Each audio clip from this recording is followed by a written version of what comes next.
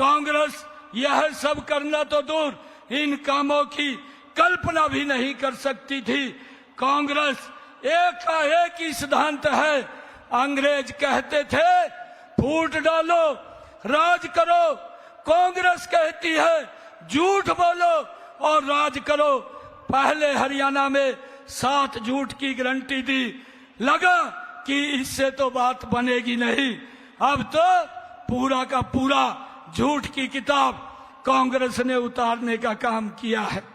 माननीय प्रधानमंत्री जी, अब सुना है मोहब्बत की दुकान लेकर दोनों हरियाणा पर्यटन यात्रा पर आए हैं।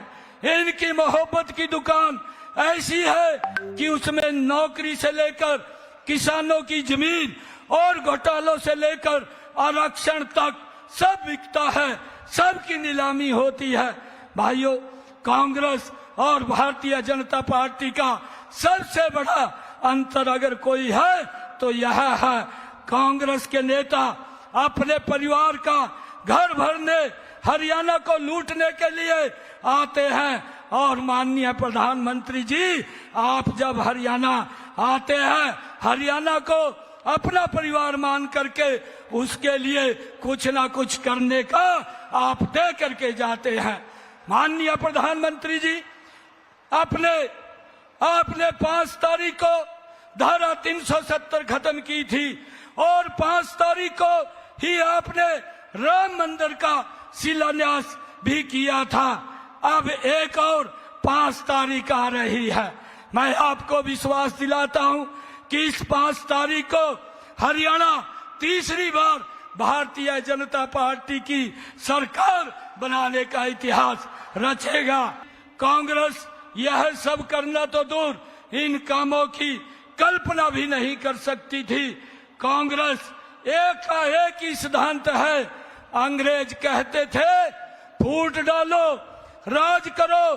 कांग्रेस कहती है झूठ बोलो और राज करो। पहले हरियाणा में 7 झूठ की गारंटी दी, लगा कि इससे तो बात बनेगी नहीं।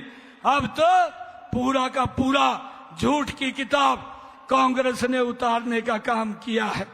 माननीय प्रधानमंत्री जी, अब सुना है मोहब्बत की दुकान लेकर दोनों हरियाणा पर्यटन यात्रा पर आए हैं। इनकी मोहब्बत की दुकान ऐसी है कि उसमें नौकरी से लेकर किसानों की जमीन और घोटालों से लेकर आरक्षण तक सब बिकता है, सबकी नीलामी होती है।